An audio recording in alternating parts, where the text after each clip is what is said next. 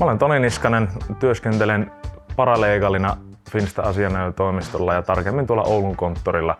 Mä oon nyt työskennellyt Finstalla vuoden ajan ja sitä ennen olin 4 kuukautta myöskin harjoittelijana. Mun työtehtäviin kuuluu asianajajien avustaminen eri toimenpiteissä, eli tämmöiset valmisteluun liittyvät tehtävät. Ja käytännössä insolvenssiasiat on ydinbisnes, eli konkurssi, yrityssaneerausasiat.